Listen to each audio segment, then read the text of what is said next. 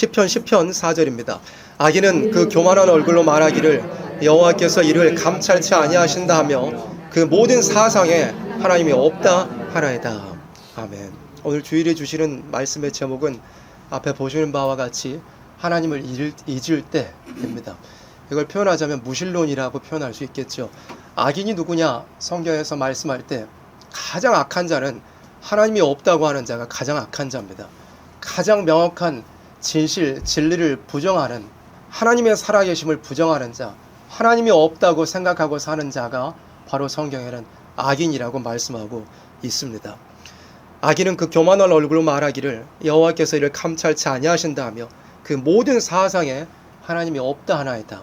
사상을 쉽게 표현하면 생각이라고 그랬습니다. 생각상자라고 하더라고요.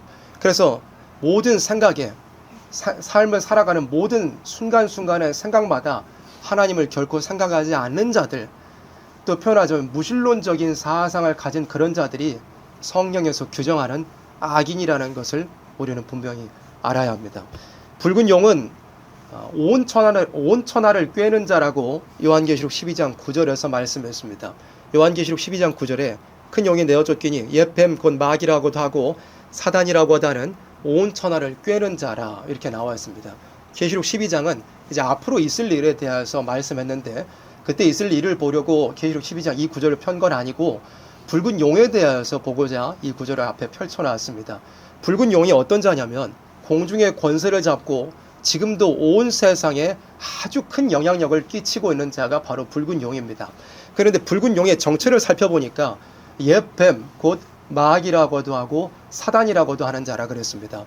옛 뱀이 누구냐면 창세기 3장에서 하와를 미혹하였던 그 옛 뱀이 바로 여기서 나오는 이 옛 뱀입니다. 그 옛 뱀이 지금 공중의 권세를 잡고 활동하는 붉은 용이라고 성경은 말씀하고 있습니다. 붉은 용은 온 천하를 꿰는 자, 에덴 동산에서부터 시작해 인류 역사에 걸쳐서 온 천하를 꿰는 자라고 이렇게 말씀했는데, 붉은 용이 무엇으로 사람을 미혹하여 잘못된 대로 가게 하느냐면 바로 방금 보았던 시편 4절에 있는 하나님이 없다고 하는 이 사상을 사람에게 심어줘 가지고 사람을 잘못 가게 하는 일을 붉은 용은 하고 있습니다.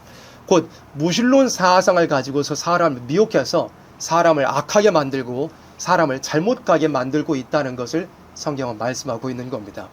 에덴 동산에서부터 뱀이 하와를 미혹했잖아요. 하나님께서는 미리 말씀하셨습니다.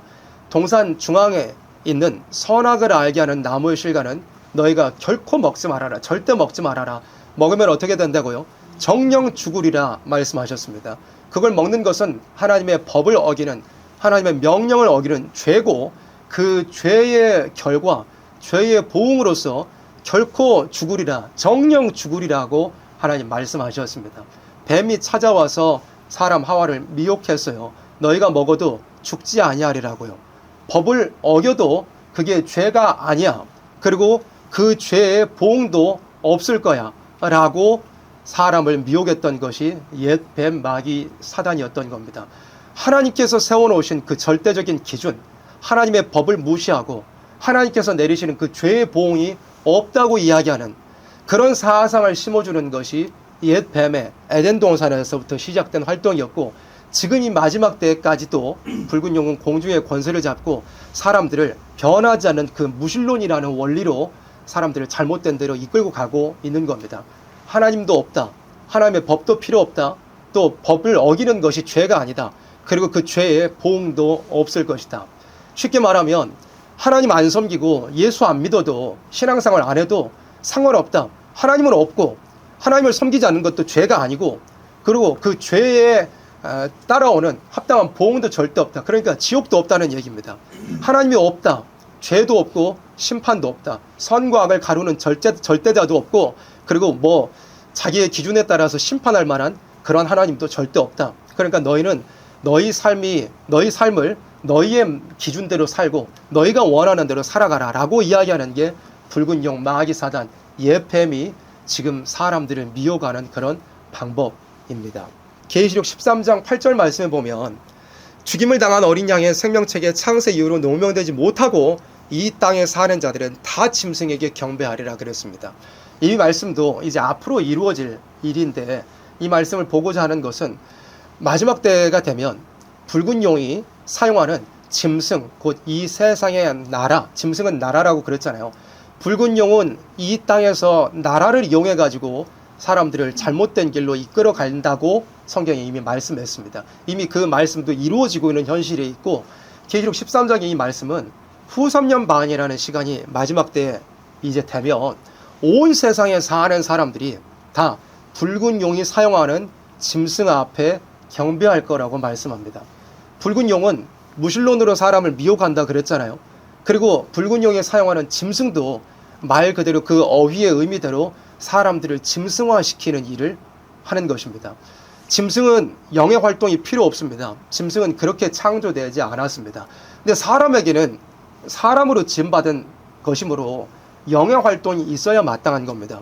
영으로서 하나님을 섬기고 영으로서 하나님과 교통하는 것이 있어야 마땅한 겁니다. 근데 붉은 용은 무신론 사상으로 하나님을 잊어버리게 만들고 영의 활동을 마비시켜서, 그리고 붉은 용이 사용하는 짐승도 사람들을 짐승화시키는 일을 마지막 때는 할 것이라고 성경은 말씀하고 있는데, 계시록 13장 8절에 보니까 마지막 후 3년 반이라는, 이제 오늘로부터 해도 우리가 절대 언젠지는 알 수 없지만 멀지 않은 그 시간에 온 세상 사람들이 다 짐승에게 엎드려 경배할 것이라고 성경은 이렇게 말씀하고 있습니다. 무슨 의미냐면 모든 사람들이 다 짐승 앞에 경배하는, 무신론 사상 앞에 굴복하는, 경배하는, 그리고 그 무신론 사상에 순종하는 그런 시간이 앞으로 올 것이라고 하고 있는 겁니다. 그래서 지금 우리가 살고 있는 이 시간, 이 세계는 아직 이런 시간이 오지는 않았지만 이런 후 3년 반과 같은 세상의 모든 사람들이 붉은 용의 사상, 그리고 붉은 용이 사용하는 짐승의 사상에 굴복하는 세상이 되기 위해서 오늘이란 날에도 세상이 그렇게 흘러가고 무신론 사상으로 점점 기울어져 가고 있는 것입니다. 시편 10편 4절에는 그래서 그 모든 사상에 하나님 없다 하는 바로 이 자가 가장 악한 자라고 말씀하고 있습니다. 하나님을 잊어버리는, 하나님이 없다고 하는 자, 이 사람은 엄청나게 위험한 사람입니다. 세상에 많은 사람들도 자기는 종교가 싫다, 자기는 무교다, 뭐 이렇게 말하는 사람들도 많이 있습니다. 뭐 이방 종교를 이야기하는 사람들도 크게 뭐 다른 사람들은 다르지는 않습니다. 하나님이 없다고 생각하는 사람들은 얼마나 위험한 사람이냐면, 우리 신앙인들은 어떻습니까? 하나님 살아계시다고 우리는 믿잖아요. 그렇게 내가 말도 함부로 하지 않고 내 마음도 함부로 먹지 않고 내 손과 발의 모든 행동도, 내가 어디로 가는 것도, 내가 시간을 어떻게 사용하는 거, 내가 물질을 어떻게 사용하는 거, 내가 무슨 어떤 사람을 만나는 거, 그 외 여러 가지 모든 우리 생활 전반에 걸쳐서 하나님을 경외하고 하나님을 두려워하는 마음이 있잖아요. 그것은 만약 내가 어떤 율법적인 것으로 하나님 내가 잘못하면 두드려 치시는 분이니까 그런 율법적인 어떤 생각을 가지고 하나님을 두려워한다는 의미라기보다도, 우리가 그런 어린 신앙에선 좀 더 자라나가지고 내가 하나님을 두려워한다는 것은, 하나님을 경외한다는 것은 죄인이었던 나의 이제는 아버지가 되신 그 하나님의 마음을 아프게 할까봐, 하나님의 마음을 기쁘시게 못할까봐 그런 마음을 가지고 내가 두려워하고 또 조심하고 근신하는 그런 생활이 우리 신앙인들에게는 있는 것입니다.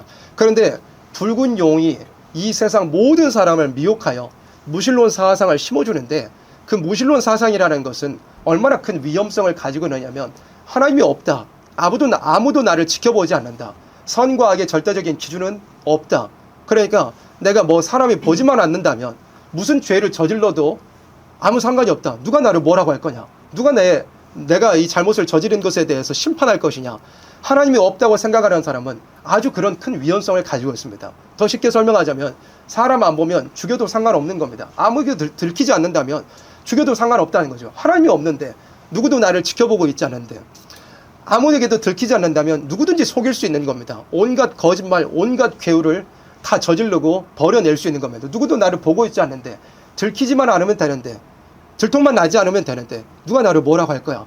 이런 아주 위험한 생각, 그리고 생활, 그런 행동을 저지르게 만들 수 있는 것이 바로 붉은 용이 사람을 미혹하는 무신론 사상이라는 것입니다.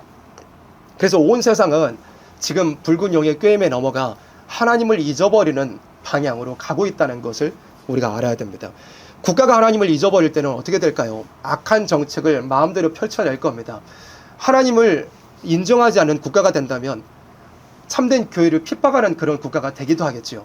지금 이 오늘에 벌어지고 있는 그런 모든 모습들도 그런 한 예시가 될 수 있을 거라고 봅니다. 역사상 아주 이례적인 세계 역사에서도 찾아보기 힘들 만한 교회들을 압수수색하는 일이 지금 우리나라 정권에서는 벌어지고 있습니다. 교회들을 종교시설을 압수수색하는 건 이거는 그래도 자유세계로 하는 것에서는 정상적인 국가라면 벌어지기가 굉장히 어려운 일입니다. 잘못됐다는 일입니다. 그런데 국가가 하나님을 잊어버리고 이 국가의 정권을 잡고 있는 자들이 하나님을 인정하지 않는 자들이기 때문에 그래도 하나님의 교회, 거룩한 그 장소를 핍박하고 압박하는데 도무지 거리낌이 없는 것입니다. 목사님들을 압수수색하고 교회들을 그렇게 전면적으로 강하게 탄압하는 그런 일을 지금 하나님을 잊어버린 국가가 벌이고 있는 것입니다. 그리고 세상이 어떻게 흘러갈지는 모르지만 하나님을 대적하는, 하나님의 창조를 대적하는 창조의 질서를 회방하는 그런 정책들이 앞으로 펼쳐질 수 있을 것이라고도 우리는 어렵지 않게 예상할 수 있는 것입니다. 국가가 하나님을 잊어버린다면 국가는 하나님을 대적하는 무슨 일이라도 무슨 짓이라도 벌일 수 있는 것입니다. 어떤 거리낌도 없이 하나님이 없는데 누가 나를 뭘 할 거냐. 내가 정권을 잡기 위해서 많은 사람들이 인기를 얻기 위해서라면 그리고 눈에 가시 같은 저런 교회들, 바른바르라는 교회들을 압박하는 것에도 조금 더 거리낌을 느끼지 않을 수 있게 되는 것입니다. 국가가 하나님을 잊어버린다면요. 그런 죄를, 참된 교회를 대적하는 그런 죄를 저질러도 누구도 나를 심판하지 않을 건데 무슨 상관이냐. 이런 사상을 가지고서 아주 무모하고 위험한 짓을 국가적으로도 벌일 수 있게 되는 것이 바로 무신론 사상의 위험성이라는 것입니다. 사회가 하나님을 잊어버린다면 어떻게 될까요? 사람들이요, 인심이 악화될 겁니다. 강포한 세상이 될 겁니다. 서로 속이고 죽이고 피 흘리게 되는 그런 세상이 될 겁니다. 양심도 도덕도 다 잊어버리는 그런 세상이 될 겁니다. 그래도 사회가 정상적으로 돌아가기 위해서는 사람의 양심과 도덕이라는 것이 있어야 되죠. 근데 양심과 도덕이라는 것도 하나님의 말씀으로부터 나와야 하는 겁니다. 절대적인 기준이 있어야 된다는 겁니다. 그건 하나님의 변하지 않은 말씀이라는 것이 기준이 되어야 사람의 사회가 이루어지는데도 양심과 도덕이라는 것이 존재할 수 있게 되는 겁니다. 법이라는 것은 사람들도 말하기를, 우리 학교에서도 배울 때도 최소한의 도덕이라 그러잖아요. 법이라는 것은 최소한의 도덕이, 법으로 모든 것을 다 할 수는 없는 겁니다. 사회가 정상적으로 돌아가려면 법으로 규정되지 않는 그보다 더 넓은 범위에 있어서도 사람의 양심이 살아있어야 사회가 그래도 정직하고 그래도 타락한 세상일지라도 공정하게 돌아갈 수가 있게 되는 겁니다. 그런데 하나님을 잊어버린 사회는 하나님 말씀도 필요 없어요. 교회도 필요 없어. 절대적인 진리가 어디에 있어? 다 내 생각하기 나름이지. 그러면 양심과 도덕은 시대에 따라서 또 각 사람에 따라서 변화하기 나름입니다. 어떤 사람은 이만큼의 양심과 도덕의 수준을 가지고 있다면 어떤 사람은 이만큼의 양심과 도덕의 수준을 가지고 있겠죠. 어느 누구도 성경을 잊어버리고 하나님을 잊어버린다면 양심과 도덕의 정확한 기준과 그 분량을 정해줄 수 없는 겁니다. 그러면 사회가 어떻게 될까요? 내 마음에 옳다고 생각하면 절대적 기준이 없으니까 내가 기준이야. 내가 스스로 정해놓겠어. 내가 생각할 때 이 정도는 나쁜 짓은 아니야. 내가 생각할 때 이 정도는 해도 괜찮아. 내 유익을 위해서. 그러면 사회가 얼마나 혼란하고 얼마나 또 폭력적이고 얼마나 또 거짓이 가득한 세상이 될 수밖에 없겠습니까? 세상이 그렇게 되어가는 겁니다. 또 하나님을 잊어버린 사회가 된다면 사람들이 나라를 사랑하는 것도 또 민족을 사랑하는 것도 다 잊어버리게 됩니다. 그러니까 뭐 이제 요즘에는 그런 말도 다 지나갔지만 헬조선이란 말도 몇 년 전에는 유행했었잖아요. 이 나라에 대해서 헬이다. 이 나라는 지옥이다. 그러니까 얼마나 말하자면 살기 좋은 나라이고 세계 전체적으로 통틀어 봐도 경제적인 수준도 굉장히 높고 사람의 생활수준도 굉장히 향상되어 있는 그런 나라인데 말하기로는 헬조선 이렇게 하는 겁니다. 나라를 사랑하는 마음도 도무지 없는, 이 나라에 대해서 불평불만만 가지게 되는, 그러니까 뭐 나라의 수준을 막론하고라도 하나님을 잊어버린 사회, 하나님을 잊어버린 국가가 되면 사람들이 자기 나라를 위해서 걱정하고 자기 나라를 위해서 염려하고 자기 나라를 위해서 희생하고 이바지하는 것이 다 없어지게 됩니다. 참된 신앙인은 나라를 위해서 걱정하고 나라를 위해서 염려하거든요. 성경으로 봐서 우리가 알 수 있지만 참된 신앙인들은 다 자기 나라를 위해, 자기 민족을 위해서 울고 애통했습니다. 그러니까 하나님이 잊어버린 나라가, 하나님을 잊어버린 사회가 되다 보니까 이 대한민국에 얼마 전에도 주일 말씀 통해서 봤잖아요. 이 나라에 있는 사람들도 같은 민족, 저 북녘 땅에 있는 동포들을 위해서 걱정하거나 염려하지 않고 통일 바라지 않습니다. 통일하면 내가 그 짐을 다 짊어져야 된다는 그런 아주 이기적인 생각으로 형제들이 당하는, 같은 동포들이 당하는 그런 아픔들을 돌아보지 않게 되는 거죠. 우리가 뭐 그런 인간적인 통일을 바라는 건 아니지만요. 그래서 하나님을 잊어버린 사회는 애국심도 없어집니다. 애족심도 없어집니다. 같은 민족을 사랑하는 애족심도 없어집니다. 어떻게 해서든 짐승의 사회와 다름없이 속이기만 하면 되고 내가 힘만 더 세면 되고 남을 죽이고 피 흘리면 아무 상관없다. 누가 나를 뭐라 할 거냐. 무신론 사상이 가득한 국가와 사회는 그렇게 흘러갈 수밖에 없는 것입니다. 세상이 그렇게 되어가고 있습니다. 또 앞으로는 더 무신론 사상으로 가득한 혼란한 국가, 혼란한 사회로 갈 수밖에 없을 것입니다. 정치도 마찬가지입니다. 정치가 하나님을 잊어버린다면 어떻게 되겠습니까? 물론 인류 역사를 통틀어 가지고 정치가 하나님을 인정했던 시간은 인류 역사 전체를 통틀어 봐도 얼마 없었습니다. 우리가 손에 굳이 꼽아본다면 그나마 뭐 유다의 왕들, 그러니까 먼저는 다윗이겠죠. 다윗이 하나님을 섬기고 하나님을 두려워하고 그러면서 어떻게 했습니까? 하나님께서 명령하시는 대로 그대로 행하고 하나님 기뻐하시는 일을 하기 위해서 온 나라가 같이 힘을 쓰는 정치인, 그리고 정치적 지도자가 하나님을 섬기니까 온 나라를 그렇게 잘 이끌고 갔었잖아요. 그리고 그 이후에도 유다 왕 몇몇 왕들만 겨우 그것도 잠깐의 시간 동안 하나님을 인정하고 하나님을 섬기는 거지, 인류 역사를 전체를 통틀어 봐도 하나님이 인정하는 그런 사상을 가진 정치인들이 많이는 없었습니다. 그런데 인류 역사를 우리가 보아 알듯이 또 지금 세계에서 또 우리나라에서 벌어지는 일들을 보아 알 수 있듯이 정치인들이 하나님을 인정하지 않으면 어떻게 되겠습니까? 백성들은 이제 빼앗아 먹어야 될 대상뿐이다. 그리고 뇌물을 받기에 또 어떻게 해서든 자기 이익을 위해서 정책을 펼치고 사람들을 속이는 그런 정치인들밖에 있을 수가 없게 됩니다. 정치인들이 하나님을 잊어버리게 된다면요. 그리고 사람만 보이지 않는, 사람에게만 들키지만 않는다면, 심지어는 사람에게 들켜도 얼굴 뻔뻔하게 내밀고 내가 무슨 잘못을 그렇게 크게 했다고, 남들도 그렇게 다 하지 않느냐. 백성들의 당하는 그런 고통들이나 국민의 당하는 그런 어려움들은 세밀하게 살피지 못한 채 정치적인 권력을 마음대로 휘둘러서 자기의 사욕을 채우려고 하는 모습이 벌어질 수밖에 없게 되는 겁니다. 언제요? 정치가 하나님을 잊어버릴 때요. 그리고 경제도 마찬가지입니다. 우리가 시장경제 체제라고 칭하는 그런 사회 속에서 살고 있습니다. 자기 나름대로 열심히 일해서 자기가 벌어들이고 그런 사회잖아요. 서로 경쟁하고 자기 일한 대로 뭐 수익을 낼 수 있는 그런 사회라고 칭하지만, 이 시장경제라는 것도 하나님을 잊어버린다면 어떻게 되겠습니까? 물질 만능으로 빠져갈 수밖에 없게 됩니다. 계시록 18장에 나와 있죠. 요한계시록 18장에 사치로 가득한 그 바벨론이, 장사에서 여러 가지로 치부하고 사치했던 그 바벨론이 망할 때 보니까 돈을 벌기 위해서 사고 팔았던 그런 물품들의 목록이 나와 있는데, 계시록 18장에 그 중에 마지막에 뭐였습니까? 사람의 영혼들이었습니다. 시장경제에 돈을 버는 그런 경제활동에 있어서도 사람이 하나님을 잊어버리면 수단과 방법을 가리지 않고 돈만 벌면 된다는 생각으로 가득 차게 됩니다. 돈이 자기 머릿속에 꽉 차게 되어버립니다. 양심도 도덕도 필요 없습니다. 사람을 아끼는 거, 사람의 생명 이런 건 상관없습니다. 돈만 벌 수 있다면 무슨 짓이든 다 버릴 수 있다는 것이 하나님을 잊어버린 경제체제, 뭐 하나님을 잊어버린 시장경제, 그런 위험성을 가질 수가 있게 되는 것입니다. 자주 소개하지만 미국에서는 낙태를 조장하는 그런 단체에 1년 매출이 1조 가량 된다고 그럽니다. 뱃속에는 어린 아이들을 해치는 일을 조장하고 사람들을 그런 데로 이끌고 가는 그런 단체에 1년 매출이 1조 가량이 되는 겁니다. 어마어마한 돈을 어린 아이들, 뱃속에는 가장 약자인 어린 아이들을 해치면서 벌어들이고 있는 것입니다. 그래서 경제가 하나님을 잊어버린다면, 돈을 버는 일에서 하나님을 잊어버린다면 사람이 양심도 도덕도 없이 그저 짐승이 먹잇감을 찾아가는 것과 다름없이 돈만 벌면 된다는 것으로 사람이 이제 잘못 가게 될 수 있는 그런 위험성을 가지게 됩니다. 사람이 돈을 버는 데 있어서, 경제적인 부분에 있어서 하나님을 잊어버릴 때요. 교회도 마찬가지입니다. 교회가 하나님을 잊어버리면 어떻게 될까요? 교회가 사교 모임이 되는 겁니다. 사람들끼리 모여서 그냥 웃고 떠들고 먹고 마시고 그런 곳이, 교회가 하나님을 잊어버린다면 교회가 그런 곳이 되어버리고 맙니다. 그리고 또한 교회도 마찬가지로 정치인들이 부패할 때 국민들을 토색에 먹는 것과 다름없이 교회도 하나님을 잊어버린다면, 교회가 하나님을 잊어버린다면 교회도 마찬가지로 이 앞에 서 있는 사람은 돈 버는 사람이고, 이 앞에 있는 사람들은, 이 말씀을 전한다고 하는 강단 앞에 앉아있는 사람들은 다 돈 덩어리들 밖에는 안 되는 겁니다. 교회가 하나님을 잊어버린다면요.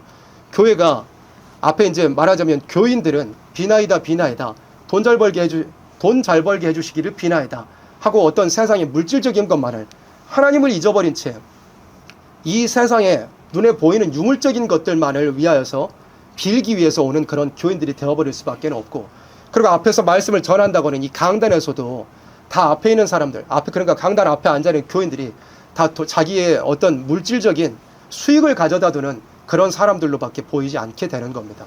그래서 앞에 앉아있는 교인들도 부패하고 강단도 부패하고, 그래서 교회가 결국에는 한 기업화 되어버리는, 한 세속화 되어버리는 그런 일들도 벌어지게 됩니다. 교회가 기업화되고 교회가 사업화되는 거, 교회가 수익을 창출하기 위해서 일을 벌이게 되는 거, 그러면 이 앞에 강단에서 바른 말씀이 나갈 수 있을까요?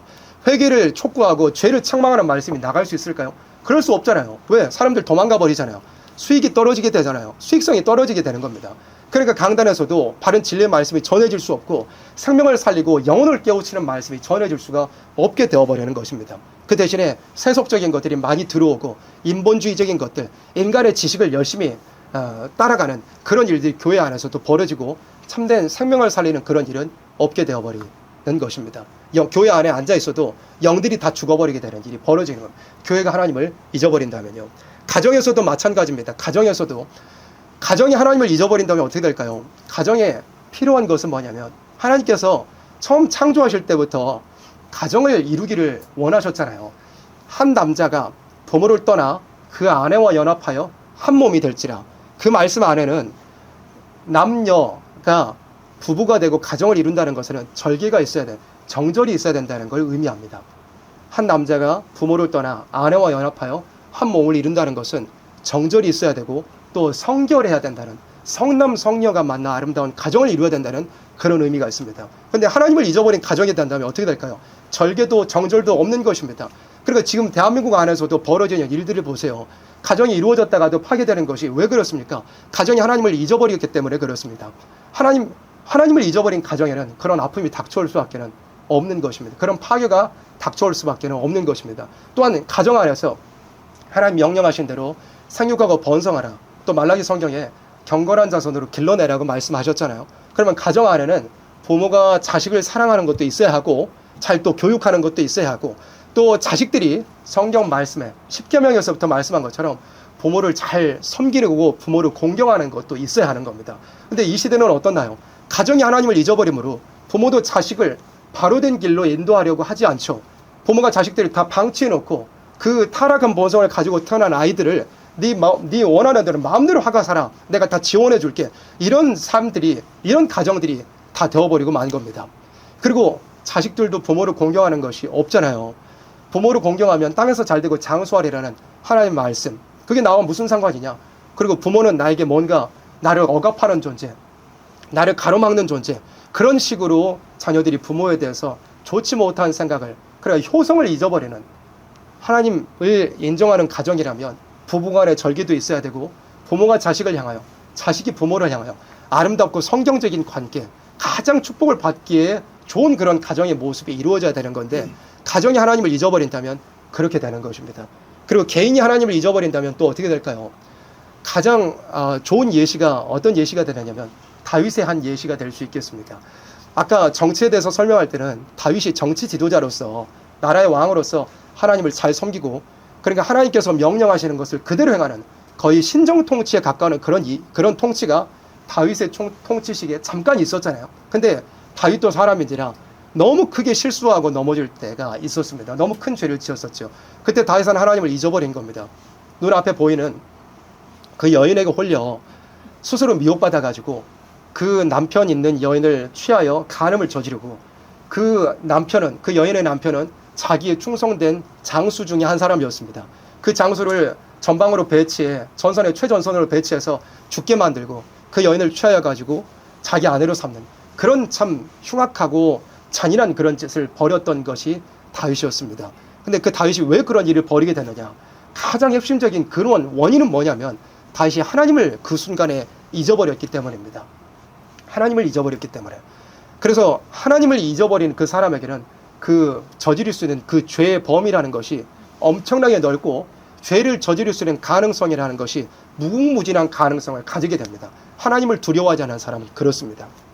그리고 또 빠뜨려 놓은 게 있는데, 과학도 마찬가지입니다.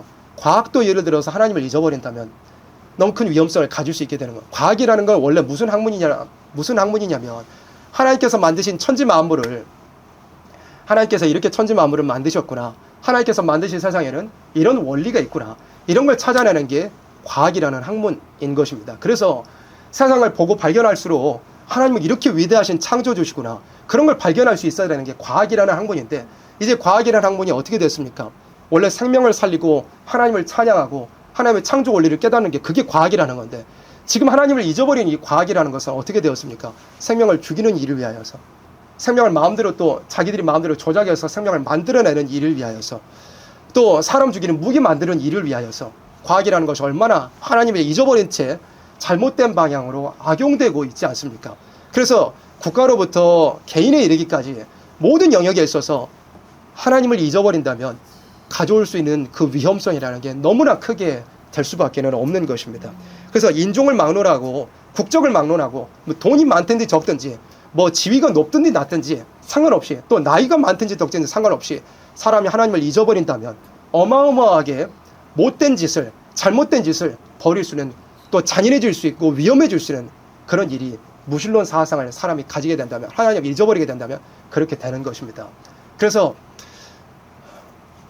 하나님을 인정하는 것이 얼마나 중요한지요. 우리 신앙인들은 이 세상을 살아가면서 뭐 어쩔 수 없이 아직은 이방인들과 부대끼며 살아야 될 수도 있습니다. 그런데 우리가 항상 알아야 되는 것은, 하나님을 인정하지 않는 사람은 너무나 위험한 사람이라는 것을 우리는 알고 있어야 됩니다. 그리고 또 한편으로는 내가 이방인들과 교제하고 마음을 연다면 그런 관계들이 내 자신 안으로 들어와서 무신론 사상이 내 자신 안으로 스며들어올 수 있다는 것을 우리 또 분명히 알고 있어야 하는 것입니다. 그래서 잠언 3장 6절, 이 말씀이 이 시대에는 너무나 중요한 말씀입니다. 잠언 3장 6절 같이 합독할까요? 너는 범사에 그를 인정하라. 그리하면 내 길을 지도하시리라. 너는 범사에, 그랬습니다. 범사에는 모든 일에잖아요. 모든 일에 어떻게 해요? 하나님을 인정하라 그랬습니다. 모든 일에 하나님을 인정하고 하나님을 기억하는, 우리에게는 무신론 사상이 아닌 하나님을 인정하는 그 유일신 사상으로 항상 가득 차 있어야 된다는 것을 말씀했습니다.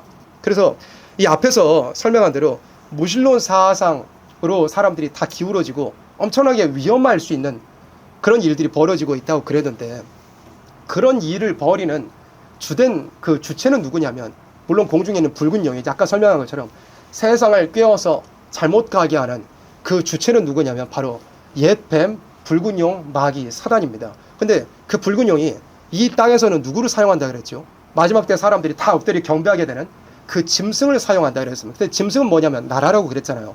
그래서 무신론 사상을 붙들고 있는 그 나라가 온 세상을 잘못 가게 하는 일이 결국은 마지막 때 벌어진다고, 지금도 그런 일이 벌어지고 있다고 그랬는데, 그 나라, 그 짐승은 바로 뭐냐면 무신론 사상을 가지고 있는, 무신론 사상을 기본으로 세워진 나라인 겁니다. 무신론 사상을 국가적인 사상으로 놓고 세워진 나라들이 어느 나라일까요? 바로 공산주의 국가들입니다. 공산주의의 핵심은 무신론입니다. 그리고 유물론, 눈에 보이는 게 전부라는, 신령한 것은 없다, 뭐 영적인 세계는 없다고 하는, 또 내세도 없다고 하는 무신론, 유물론이 공산주의 사상의 핵심인 겁니다. 그래서 우리 신앙인으로서는 그 하나님이 없다고 하는 무신론, 유물론 사상을 가지고 있는 공산주의, 또 그리고 공산국가를 우리 신앙인으로서는 결코 용납할 수가 없는 겁니다. 그리고 우리 세력교에서 전하는 것처럼 결국은 성경은 뭐냐면 멸공이 진리라는 겁니다. 공산주의, 하나님이 없다고 하는 무신론 사상을 가진 그 세력이 결국은 심판을 받아버려야 된다는 것이 성경의 말씀하는 바로 멸공 진리인 겁니다. 우리 세력교에서는 멸공 진리를 전해가잖아요. 그러면 우리가 이 공산주의 세력, 공산주의라는 것도 우리가 알아야 되는 게, 공산주의는 경제적인 개념이 아닙니다. 공산주의, 흔히 생각하면 다 빼앗아서 공평하게 나눠준다는 거, 그것도 물론 공산주의 맞습니다. 또 세상에 이제 잘못 가는 방향에서 세금 빼앗아가지고 온 국민에게 나눠준다는 거, 이런 것도 공산주의 정책으로, 공산주의 정책과 다름없는 정책은 분명히 맞습니다. 근데 공산주의를, 무신론 사상을 가진 공산주의를 반대한다는 것은 그런 어떤 경제적인 수준에서 반대하는 게 아니라 그랬습니다. 공산주의 되면 내 주머니 다 빼앗아서, 내 소유 다 빼앗아서 강제로 나눠주니까 나는 공산주의를 반대한다. 물론 그것도 뭐 덜어 맞을 수는 있겠지만, 우리 신앙인으로서 공산주의를 반대하는 것은 저들이 무신론 사상을 가지고 있기 때문에 우리는 공산주의를 반대한다. 뿐만 아니라 공산주의를 반대하는 정도가 아니라 우리는 공산주의를 심판해버려야 될 그런 하나님의 종들로서 준비가 된, 그게 바로 우리가 가져야 될 멸공의 사상인 겁니다. 그러면 공산주의와 싸우기 위해서는 결국은 공산주의가 심판받아야 된다는 것이 성경의 진리인데, 그런 역사에 우리가 쓰임받기 위해서는 우리가 어떻게 될까요? 공산주의 핵심 사상인 그런 무신론 사상과 정반대되는 사상을 우리는 가져야 되는 겁니다. 뭐라고요? 이 말씀입니다. 범사에 하나님을 인정하는 사상을 우리가 가져야 무신론 공산주의 세력과 싸워나갈 수 있는, 이 세상에 잘못되어가는 데 물들지 않을 수 있는 사람이 되어가는 겁니다. 아주 작은 데서부터 결코 한순간도 하나님을 잊어버리지 않는 사람이 될 때 우리가 이 세상에 잘못 가는 것에 물들지 않을 수 있고, 또 저 악한 붉은 용의 상어는 무신론 정권과 싸워 이길 수 있는 사람이 결국은 되는 것입니다. 그런데 하나님을 인정하는 이 사상, 하나님을 인정하라는 것은 항상 자주 말씀 전했는데 어디에서부터 시작된다고 그랬을까요? 하나님을 인정하는 것은 뭐 대단한 큰 범위에서 시작되는 게 아니라 가장 작은 데서부터 시작돼야 된다는 것입니다. 또 우리 주일학생들이나 또 성경학교 때 설명하기로는 방에서부터 시작돼야 된다고 그랬죠. 내 방에서부터 하나님을 인정해야 된다고. 내 방은 기도하는 방이 돼야 되고, 내 방은 하나님을 섬기는 방, 하나님께 예배드리는 방이 돼야 되고, 또 하나님께 예배드리고 기도드리는 내 방이 지저분해서도 안 된다 그랬습니다. 마귀는 지저분한 걸 좋아합니다. 성령께서는 깨끗하고 깔끔한 걸 원하십니다. 그래서 우리가 무신론과 싸운다는 것은, 이 악한 사상에 젖어들지 않는다는 것은 가장 작은 내 방에서부터 하나님을 섬기고 또 정리정돈이 잘 되는 것, 그게 하나님을 인정하는 사상의 출발이라는 것입니다. 그리고 더 깊은 곳으로 들어가자면 바로 우리 심령에서부터 하나님을 섬겨야 된다는 겁니다. 로마서 1장 9절에 이렇게 되어 있습니다. 내가 그의 아들의 복음 안에서 무엇으로 섬겨요? 내 심령으로 섬기는 하나님이 나의 증인이 되시거니와 항상 내 기도에 쉬지 않고 너희를 말하며, 우리가 하나님을 섬긴다는 것은 내 심령에서부터 섬기는 거예요. 쉽게 말하면 생각에서부터 섬기는 거예요. 생각에서부터.